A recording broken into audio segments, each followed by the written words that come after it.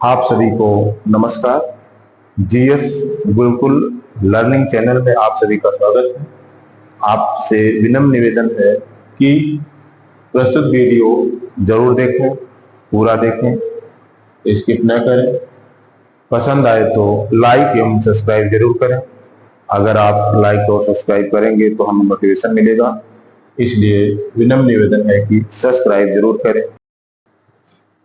ठीक, गुलाम वंश की स्थापना अब हम पढ़ेंगे सल्तनत काल के अंतर्गत गुलाम वंश। ठीक है, गुलाम वंश की स्थापना 1206 से मानी जाएगी। ऐसा क्यों?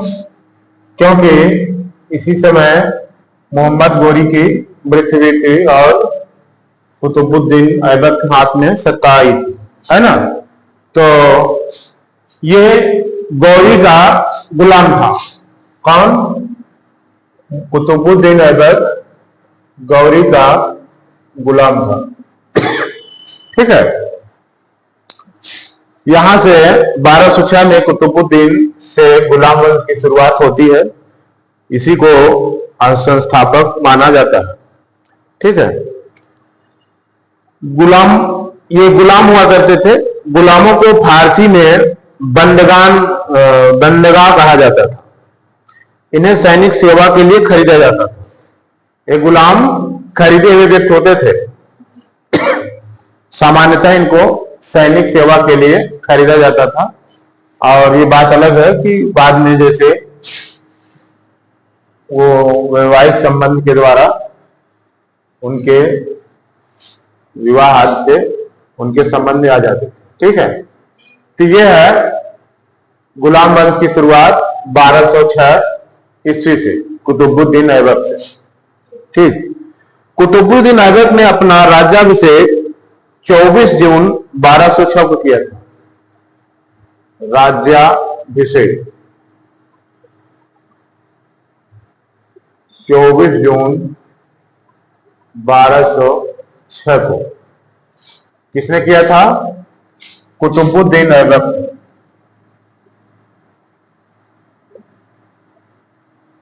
ऐबक 24 जून 1206 को।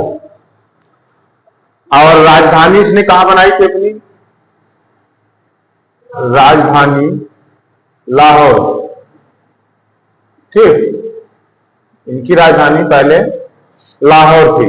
ठीक है, राजधानी इसने अपनी लाहौर बनाई थी।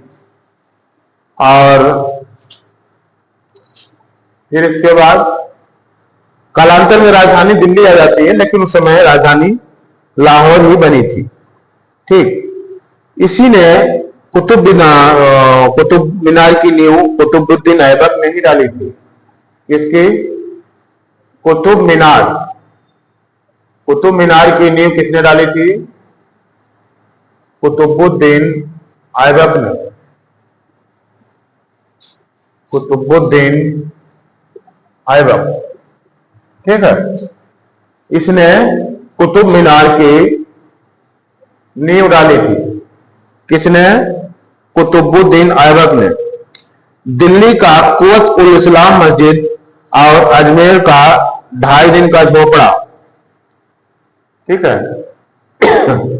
दिल्ली का कौन सी मस्जिद थी?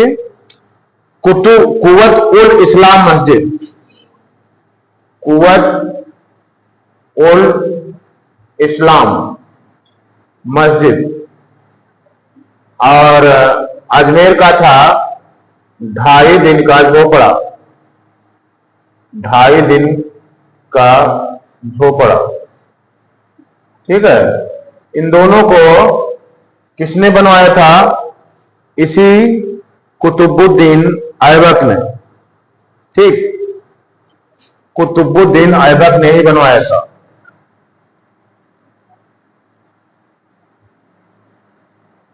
ऐबक, इसको लाख बख्श भी कहा जाता था। ऐबक को क्या कहा जाता था? लाख बख्श। ठीक, लाख बख्श, ऐबक को लाख बख्श भी कहा जाता था, क्योंकि लाखों का दान देता था। कुतुबुद्दीन के समय में कुतुब मीनार केवल पहली मंजिल बन सकी थी। कुतुब मीनार की केवल पहली मंजिल बनी थी। पहली मंजिल कुतुबुद्दीन ऐबक के समय में कुतुब मीनार की केवल पहली मंजिल बन सकी थी। ठीक है, कौन सी मंजिल? पहली मंजिल। ठीक। और इल्तुतमिश ने इसे 225 फीट ऊंची 4 मंजिल बना दिया। इसके बाद दूसरा इल्तुतमिश इल्तुतमिश इल्तुतमिश ने क्या किया था? 225 फीट ऊंची 4 मंजिल बना दिया था। 4 मंजिल 4 मंजिल बना दिया था। फिर इसके बाद किसका योगदान आता है? फिरोज तुगलक के समय में बिजली गिरने के कारण इसकी चौथी मंजिल नष्ट हो गई थी। जो सबसे ऊंची वाली मंजिल थी, बिजली गिरने के कारण ये नष्ट हो गई थी। उस समय किसका काल था? फिरोज तुगलक का। ठीक है, फिरोज तुगलक का काल था। इसकी चौथी मंजिल नष्ट हो गई थी, तो फिरोज तुगलक ने इसमें 2 छोटी मंजिलें बनवा दी। इनमें से या इस तरह 5 मंजिल हो गई और ऊंचाई भी 9 फीट बढ़ गई। अब ऊंचाई कितनी हो गई? 234 फीट, अर्थात 225 से 234 फीट हो गई। तो ऊंचाई कितनी बढ़ गई? 9 फीट। और इसकी इन्होंने मंजिलों की संख्या 2 कर दी। अब ये मंजिल कितनी हो गई? 4 के बजाय 5 मंजिल हो गई। ठीक, इस तरह अगर हमसे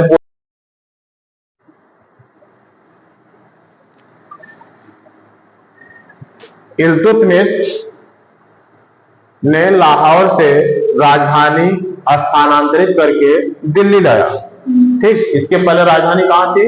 लाहौर थी। इल्तुतमिश ने ही राजधानी को दिल्ली लाया। ठीक है, राजधानी दिल्ली लाया। इसने हौज ए सुल्तान का निर्माण देहली ए कोहना के निकट करवाया था।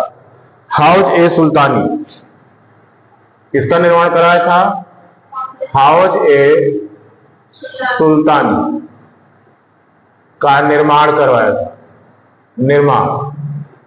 हौज ए सुल्तानी का निर्माण इसने कहां कराया था? देहली ए कोहना के निकट करवाया था।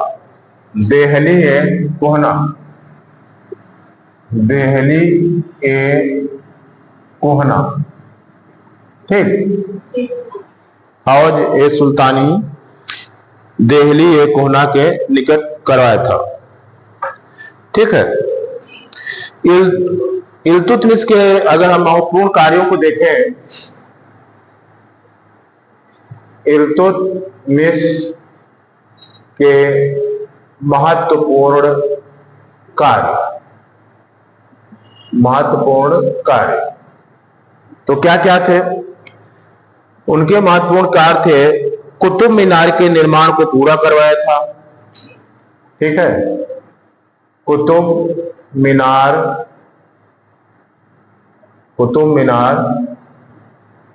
के निर्माण को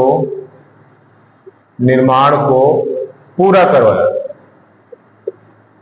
कुतुब मीनार के निर्माण को पूरा करवाया था। ये बात अलग है, फिरोज तुगलक ने मरम्मत करवाई थी, लेकिन इसी के समय में निर्माण कार्य पूरा हो गया था। ठीक है, सबसे पहले शुद्ध अरबी के सिक्के जारी किए। ठीक, सबसे पहले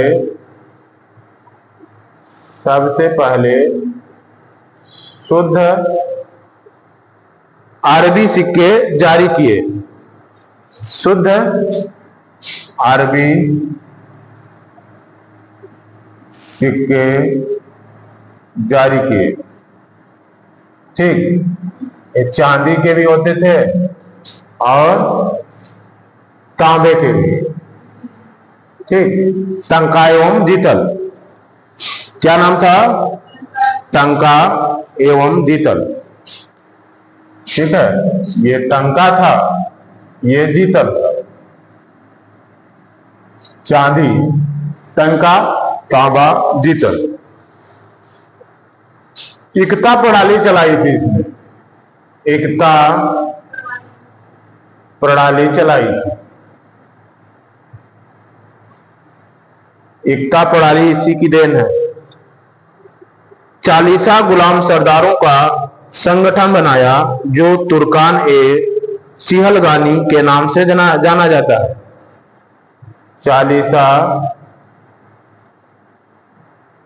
गुलाम सरदारों का, ठीक है, 40 गुलाम सरदारों का संगठन बनाया, का संगठन बनाया। ठीक है, ये संगठन इसने बनाया था जिसे क्या कहा जाता था? तुर्कान ए चिहलगानी, तुर्कान ए चिहलगानी, तुर्कान ए चिहलगानी। बलबन ने इसी को नष्ट किया था, समाप्त किया। 40 सरदारों के समूह को क्या किया था? बलबन ने समाप्त किया था। ठीक है, सर्वप्रथम दिल्ली के अमीरों का दमन किया था। कौन? इसी इल्तुतमिश ने सर्वप्रथम दिल्ली के अमीरों का दमन किया था, अमीरों का दमन किया था। ठीक, दिल्ली के अमीरों का दमन किसने किया था? इसी ने ही। ठीक है, कौन? इल्तुतमिश ने। ठीक, इल्तुतमिश पहला शासक था जिसने 1229 में बगदाद के खलीफा से सुल्तान पद की वैधानिक स्वीकृति प्राप्त की थी। ठीक है, ये यहाँ का दिल्ली का शासक जो था इल्तुतमिश पहला शासक था। बगदाद के खलीफा से इसने अनुमति प्राप्त की थी। ठीक, बगदाद के खलीफा से, खलीफा मतलब मुस्लिम जगत का धर्मगुरु। ठीक, तो ये पहला शासक था जिसने बगदाद के खलीफा से अनुमति प्राप्त की थी, मतलब सुल्तान पद की वैधानिक स्वीकृति ली थी। इल्तुतमिश, इल्तुतमिश। ठीक, 1229 में सुल्तान पद की वैधानिक स्वीकृति ली थी, वैधानिक स्वीकृति, स्वीकृति ली थी। किससे ली थी? किस पद के लिए ली थी? सुल्तान पद की, सुल्तान पद की। किससे ली थी? बगदाद के खलीफा से। ये खलीफा कौन थे? मुस्लिम धर्मगुरु थे। ठीक है, इनसे मान्यता लेना अच्छा माना जाता था, एक प्रमाणीकरण था बगदाद के खलीफा से। ठीक है, तो इसने अनुमति स्वीकृति प्रदान करवा ली थी। इल्तुतमिश की मृत्यु 1236 में हो जाती है। इल्तुतमिश की मृत्यु कब होती है? मृत्यु 1236 ईस्वी में होती है। ये इल्तुतमिश की मृत्यु का वर्ष है। ठीक है, चंगेज खां से बचने के लिए ख्वारिज्म के सम्राट जलालुद्दीन को इल्तुतमिश ने अपने यहां शरण नहीं दी थी। ख्वारिज्म के सम्राट जलालुद्दीन थे, जलालुद्दीन, जलालुद्दीन। ठीक है। ये ख्वारिज में के थे, ये शरण मांग रहे थे, लेकिन इल्तुतमिश ने नहीं दिया था। क्यों नहीं दिया था? चंगेज खां को बुरा लग जाता। चंगेज खां से बचने के लिए इसने ऐसा नहीं किया। ठीक है, चंगेज खां से बचने के लिए। इल्तुतमिश के बाद इसका पुत्र रुकुनुद्दीन फिरोज गद्दी पर बैठा था। इल्तुतमिश जब मृत्यु हो जाती है तो कौन गद्दी पर बैठता है? रुकुनुद्दीन फिरोज। ठीक है, सब अयोग्य थे। रुकुनुद्दीन फिरोज ये गद्दी पर बैठता है। ठीक है, ज्यादा दिन नहीं रहता है। ठीक, ये अयोग्य शासक था। अल्पकालीन शासन पर उसकी मां शाह तुर्कान शाही रही। अल्पकालीन समय तक भी रहा और इस समय भी उसकी मां शाह तुर्कान का प्रभाव था।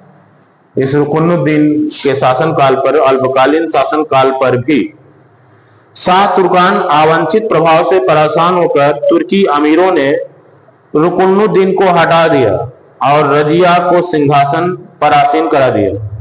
ठीक है, इस तरह रजिया बेगम प्रथम मुस्लिम महिला थी जिसने शासन की बागडोर। रजिया बेगम कौन थी? रजिया इल्तुतमिश की पुत्री थी। इल्तुतमिश की पुत्री। ठीक, अब ये शाह तुर्कान से परेशान थे सरदार, और उसने रजिया को पद पर यानी गद्दी सौंप दी। ठीक है, रजिया को गद्दी सौंप दी। तो इस काल में प्रथम मुस्लिम महिला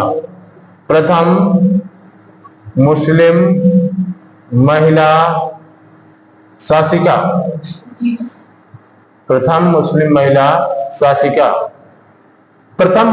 शासिका, यही महिला शासिका होना ही इसकी असफलता का सबसे बड़ा कारण था। ठीक है, ये शासन की बागडोर संभालती है प्रथम मुस्लिम महिला शासिका के रूप में। और अब महिला होना सरदारों को, जो विरोध में थे, उनको अच्छा नहीं लगता है, और ये महिला होना ही अंततः असफलता का कारण बनता है। ठीक, रजिया ने जब शासिका बनी तो उसने मुस्लिम वेशभूषा त्याग दिया था। पुरुषों की तरह चोंगा मतलब काबा, कुला, टोपी पहन करके राज दरबार में खुले मुंह जाती थी। कैसा? पुरुषों की तरह काबा यानी चोंगा, ठीक, और टोपी पहनकर खुले मुंह राज दरबार में जाती थी। ये खुले मुंह राज दरबार में रजिया जाती थी। ठीक है, रजिया ने मलिक जमालुद्दीन याकूत को अमीर ए आखुर यानी घोड़े का सरदार नियुक्त किया था। मलिक जमालुद्दीन याकूत,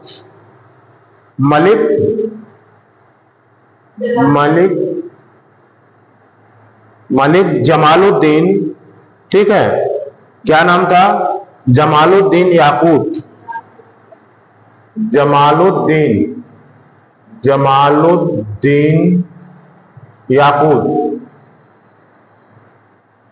जमालुद्दीन याकूत को क्या बनाया था?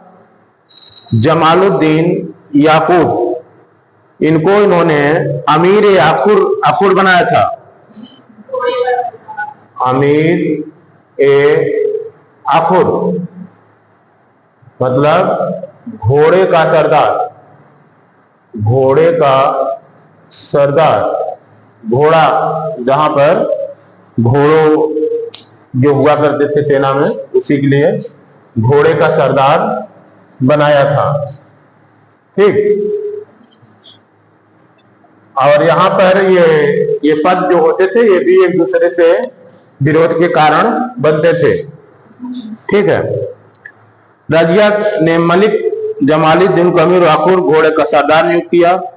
गैर तुर्कों को सामंत बनाने के रजिया के प्रयासों से तुर्की अमीर विरुद्ध हो गए। रजिया ने क्या किया? गैर तुर्कों को सामंत बनाने का प्रयास किया। सामंत बनाने का प्रयास किया। इससे क्या हुए? तुर्क विरुद्ध हो गए। तुर्क विरोध में हो गए। ये जो गैर तुर्क को बना रही थी रजिया, तो तुर्क विरोध में हो गए और उसे बंदी बनाकर दिल्ली की गद्दी पर मुइजुद्दीन बरहम शाह को बैठा दिया। किसको बैठा दिया? मुइजुद्दीन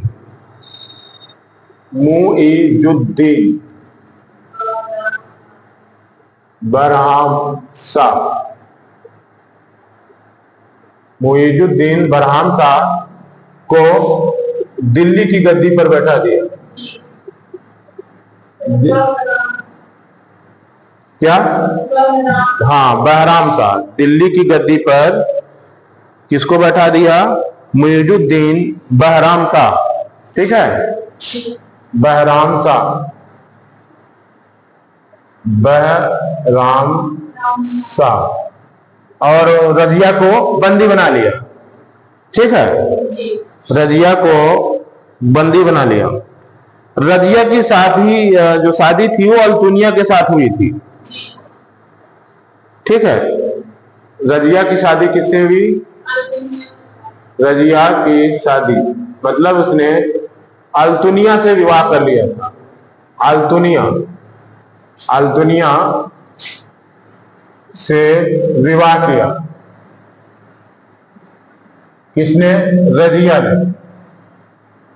रजिया ने अल्तुनिया से विवाह किया और पुनः गद्दी पाने का प्रयास किया। ये विवाह करने के बाद, क्योंकि उसमें विरोध में अल्तुनिया भी था ना, उन सरदारों में अल्तुनिया भी था, तो अल्तुनिया को उससे विवाह करके इन्होंने अपने पक्ष में कर लिया और फिर गद्दी प्राप्त करने का प्रयास किया। ठीक है। गद्दी प्राप्त करने का प्रयास किया किंतु असफल रही। पुनः ये असफल रही, गद्दी नहीं मिल पाई और ये असफल रही। ठीक है। 13 अक्टूबर 1240 ईस्वी को रजिया की हत्या कब हो गई? 13 अक्टूबर 1240 को कैथल के पास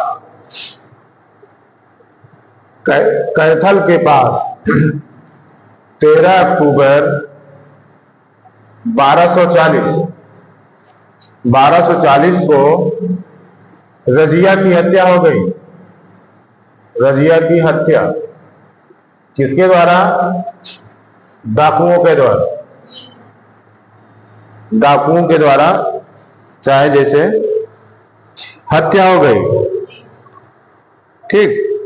बरहम शाह भी बंदी बनाकर उसकी हत्या कर दी गई और 1242 में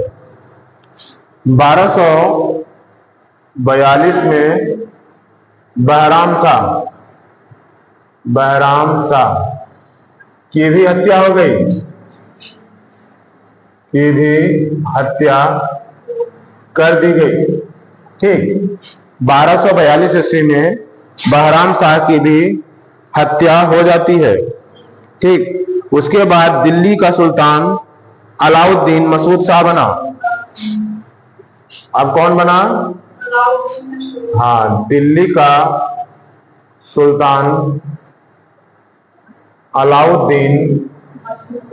अलाउद्दीन मसूद शाह। दिल्ली का सुल्तान अलाउद्दीन मसूद शाह बना। इसके बाद दिल्ली का सुल्तान अलाउद्दीन मसूद शाह बना। ठीक है, अलाउद्दीन मसूद शाह बना। बलवन षड्यंत्र के द्वारा 1246 ईस्वी में अलाउद्दीन मसूद शाह को सुल्तान के पद से हटाकर नसरुद्दीन महमूद को सुल्तान बना दिया। 1246 में कौन सुल्तान बना? 1246 में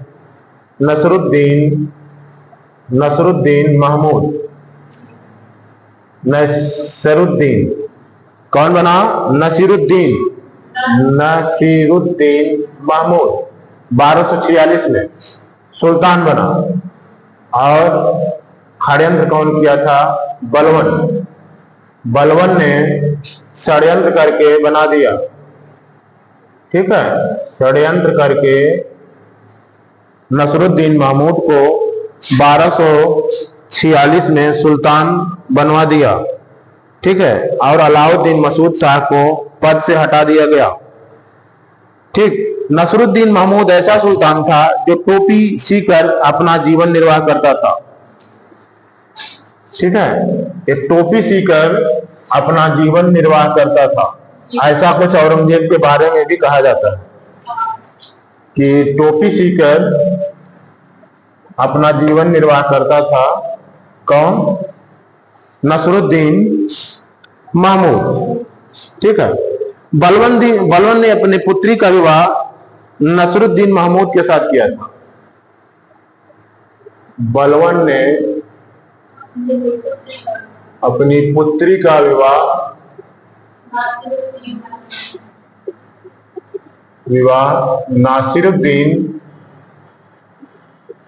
नासिरुद्दीन महमूद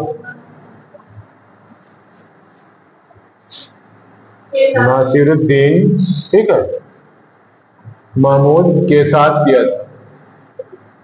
किया था। कौन? बलवन ने, जो षड्यंत्रकारी था इसको नासिरुद्दीन को सुल्तान बनाने के लिए। ठीक, बलवन का जो वास्तविक नाम था वो बहाउद्दीन था। वह इल्तुतमिश का गुलाम था। बलवन का वास्तविक नाम क्या था? बहाउद्दीन। और ये बलवन इल्तुतमिश का ही गुलाम था। इल्तुतमिश का गुलाम था। ठीक, इल्तुतमिश का बलवन गुलाम था। और तुर्कान ए चहलगानी, वो जो इल्तुतमिश ने बनाया था 40 सरदारों का समूह, तुर्कान ए चहलगानी। ठीक, तुर्कान ए चहलगानी ये किसने बनाया था? इल्तुतमिश ने। ये 40 सरदारों का समूह था। इसको किसने नष्ट कर दिया? बलवन ने नष्ट कर दिया, ताकि हमारे विरुद्ध किसी प्रकार का षड्यंत्र न होने पाए। ठीक, बलवन 1266 में गियासुद्दीन बलवन के नाम से दिल्ली की गद्दी पर बैठा। कब? बलवन जो है 1266 में बैठा दिल्ली की गद्दी पर। और किस नाम से बैठा? गियासुद्दीन बलवन। ठीक, गियासुद्दीन बलवन के नाम से 1266 ईस्वी में दिल्ली की गद्दी पर बैठा। दिल्ली की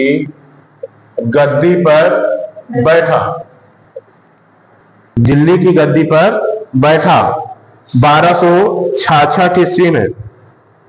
ठीक है, यह मंगोलों के आक्रमण से दिल्ली की रक्षा करने में सफल रहा। सीरी नामक नया नगर बलवन ने बसाया था। मंगोलों के आक्रमण से रक्षा में सफल। ठीक, और सीरी नामक शहर को बसाया था। ठीक है, शहर को बसाया था। सीरी नामक शहर को भी बसाया था इसने। ठीक है, और दरबार में सिजदा एवं पैबोस की प्रथा सिजदा ये एक प्रकार से अभिवादन का तरीका था।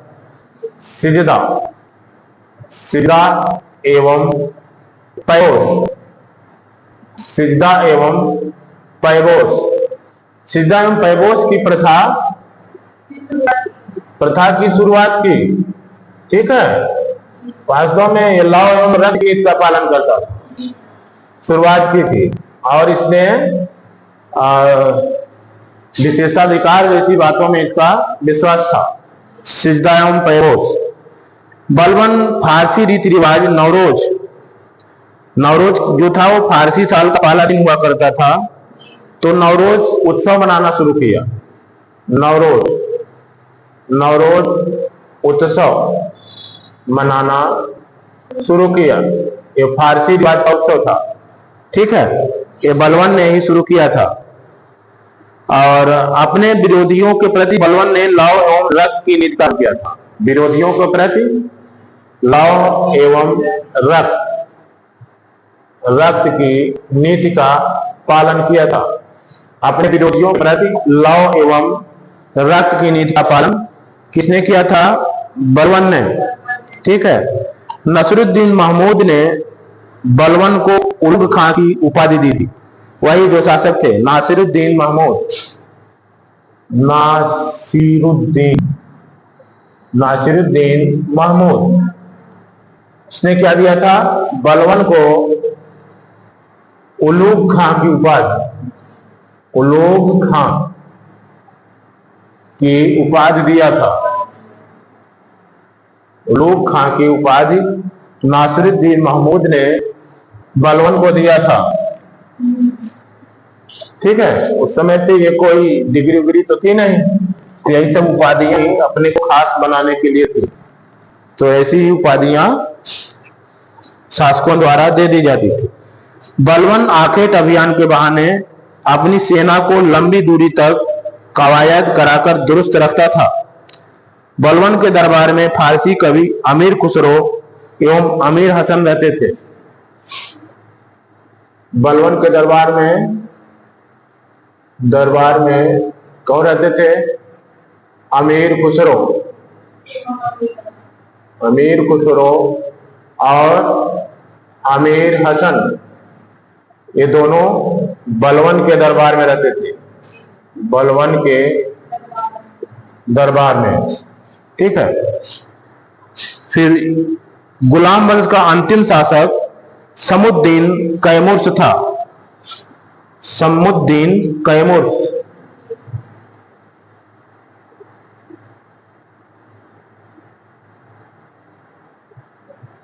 ये क्या था?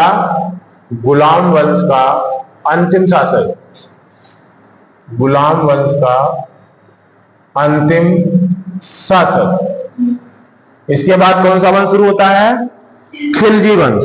1290 से 1320 तक चलता है।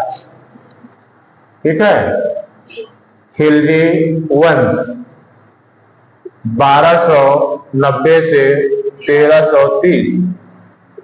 ठीक, 1290 से 1330 लगभग कितने साल? 40 साल। 40 साल तक इस वंश का शासन, खिलजी वंश का शासन चलता है। ठीक है, गुलाम वंश को जो शासन ये जलालुद्दीन फिरोज खिलजी, इसका जो पहला शासक था खिलजी वंश का,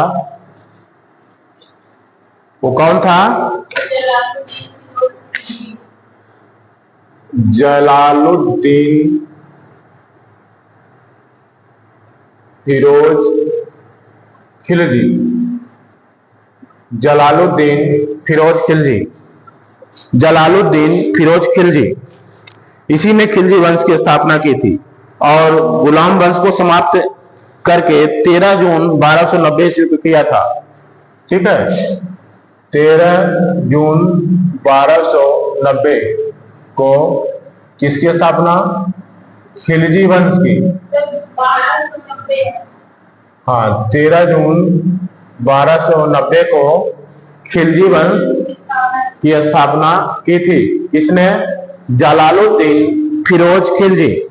ठीक है, इसे किलोखरी इसने क्या किया था? किलोखरी को अपनी राजधानी बनाया था। किलोखरी को राजधानी बनाया था। किलोखरी को इसने राजधानी बनाया।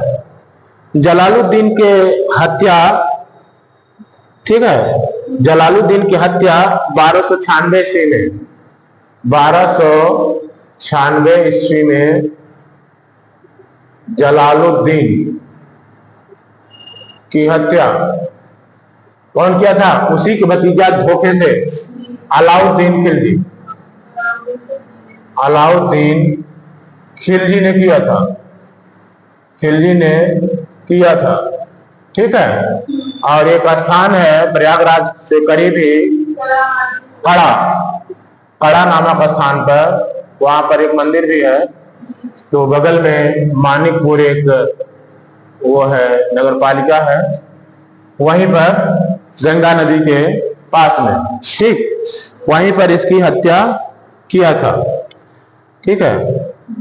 22 अक्टूबर 1996 में, 22 अक्टूबर 1296 में अलाउद्दीन दिल्ली का सुल्तान बना। कब बना?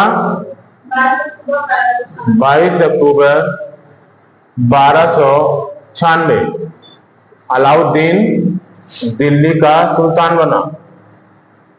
अलाउद्दीन दिल्ली का सुल्तान बना। ठीक है। मतलब ये भी धोखे से किसी की हत्या करके ही सुल्तान बना। ठीक।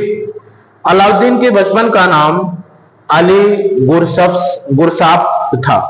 क्या नाम था बचपन का नाम? अली गुरसास्प। अली गुरसास्प इसके बचपन का नाम था। इतना महत्वपूर्ण नहीं है। ठीक है। बचपन का केवल नाम था। ठीक। अलाउद्दीन का गुरसाप। अलाउद्दीन खिलजी ने सेना को नगद वेतन और अस्थायी सेना रखने की शुरुआत करी। कुछ सुधारें अलाउद्दीन की खिलजी के बहुत महत्वपूर्ण है, जैसे बाजार व्यवस्था और सेना में हुलिया रखना, दाग, ये सब क्या है उसकी जो अलाउद्दीन खिलजी के प्रमुख सुधार है। तो इसने सेना को क्या किया? पहली बात तो अस्थाई सेना रखने की शुरुआत की। अस्थाई सेना रखने की शुरुआत करी। दूसरा, नगद वेतन। नगद वेतन पहले क्या होता था कि वेतन कोई क्षेत्र दे दिया जाता था, तो जो सामंत टाइप होते थे तो उसी क्षेत्र का राजस्व से अपने सेना का वेतन देते थे। लेकिन इसने क्या किया कि वेतन अब नगद दिया जाएगा। अस्थाई सेना मतलब शाही सेना होगी। ठीक है। तो ये शुरुआत किसने करी? अलाउद्दीन खिलजी ने ही। ठीक है। और दिल्ली के अगर शासकों की बात करें तो अलाउद्दीन खिलजी के पास सबसे विशाल अस्थाई सेना थी। ठीक है। सबसे विशाल अस्थाई सेना थी। किसके पास? अलाउद्दीन खिलजी के पास। घोड़ा दागने और सैनिकों का हुलिया लिखने की प्रथा अलाउद्दीन खिलजी ने शुरू की थी। घोड़ा दागने से मतलब यह है कि घोड़े पर कोई गर्म उससे लोहे से निशान बना दिया जाता था ताकि कि एक घोड़ा 2 बार गिनती ना हो सके। तो ये घोड़ा दागने की प्रथा किसने शुरू की थी? अलाउद्दीन ने। और साथ ही सैनिकों का हुलिया रखने, सैनिकों का हुलिया, पहले तो ये था नहीं, पिक्चर या तस्वीर तो होती नहीं थी, तो हुलिया से ही पहचाना जाता था। ठीक है। इससे क्या हुआ, जब घोड़ा दागा जाने लगा और हुलिया लिखा जाने लगा तो सैनिकों की गिनती, एक ही सैनिक की गिनती बार बार नहीं हो सकी और भ्रष्टाचार में कमी आई। तो ये प्रथा किसने शुरू की थी? अलाउद्दीन ने ही। ये शुरुआत किसने की थी? अलाउद्दीन खिलजी ने ही ये शुरुआत करी थी। ठीक है। अलाउद्दीन भू राजस्व की दर बढ़ाकर उपज का 1/2 भाग कर दिया। अब ये टैक्स भी, अब खर्च इधर करने लगा तो टैक्स भी ज्यादा वसूलने लगा। ठीक है, जो आदर्श टैक्सेशन है भारतीय परंपरा में, भूमि कर वो कितना है? 1/6। ठीक है, जो हमारे शास्त्रों में सबसे आदर्श स्थिति है वो 1/6 है। लेकिन अलाउद्दीन ने क्या किया? अलाउद्दीन ने टैक्स जो कर बढ़ा करके कितना कर दिया? अलाउद्दीन कर भू राजस्व का 1/2 कर दिया, मतलब आधा हम ही ले लेंगे। ठीक है, 1/2 कर दिया। ठीक है, इसने खम्स, लूट का धन, खम्स क्या होता है? खम्स मतलब लूट का धन, कहीं से लूट उठ के धन लाए हैं तो उसको क्या कहा जाता था? खम्स। खम्स मतलब लूट का धन में सुल्तान का हिस्सा 1/4 के स्थान पर 3/4 कर दिया। 1/4 के बजाय 3/4 कर दिया।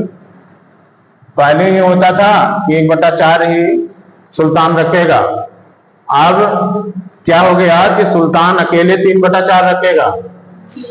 ठीक है, 3/4 किसका हिस्सा हो गया? सुल्तान का हिस्सा। इसमें खम्स में अर्थात लूट के माल में, लूट में 3/4 भाग कर दिया। ठीक है, इसने व्यापारियों में बेईमानी रोकने के लिए कम तोलने वाले व्यक्ति के शरीर से मांस काट लेने का आदेश दिया। ठीक है, इसने अपने शासन काल में, वास्तव में इसकी जो ये मूल्य नियंत्रण प्रणाली थी, मूल्य नियंत्रण प्रणाली, इसी पर इसने बड़ा अच्छा काम किया था। और इसने कोई व्यापारी अगर कम तौलता है तो ऐसा मतलब दंड स्वरूप कि आप जितना कम तौलोगे उतना मांस निकाल लेंगे, शरीर से मांस निकाल लेने का आदेश दिया। ठीक है, अब इतना नहीं है कि उतना निकाल लेता रहा होगा, लेकिन निकाल लेने का एक प्रकार से ये बहुत कठोर दंड तो था ही। तो व्यापारियों को मांस निकाल लेने का आदेश दिया अगर कम तौलोगे तो। ठीक, ऐसा एक प्रकार से बहुत ही सख्त व्यवस्था थी। इसने अपने शासन काल में मूल्य नियंत्रण प्रणाली को दृढ़ता से लागू किया। मूल्य नियंत्रण प्रणाली क्या किया? दृढ़ता से लागू। इस प्रणाली को इसने दृढ़ता से लागू किया। दक्षिण भारत की विजय के लिए अलाउद्दीन ने मलिक काफूर ये कि इसका खरीदा हुआ हिजड़ा था, मलिक काफूर। ठीक, 1000 दिनार में खरीदा था, इसलिए इसे 1000 दिनारा है ना, 1000 दिनारा भी कहा जाता है। तो दक्षिण विजय के लिए इसने मलिक काफूर को जिम्मेदारी था, मलिक काफूर को जिम्मेदारी दी दक्षिण विजय के लिए। बहुत ही ये क्रूर टाइप सेना नायक था मलिक काफूर। ठीक है, बहुत ही क्रूर था। जमैयत खाना मस्जिद, अलाई दरवाजा, सीरी का किला व 1000 खंभा का महल अलाउद्दीन, इन सब का निर्माण अलाउद्दीन ने करवाया था। जमैयत खाना मस्जिद कौन सा? जमैयत खाना मस्जिद, जमैयत खाना मस्जिद। और क्या था? जमैयत खाना मस्जिद, अलाई दरवाजा, सीरी का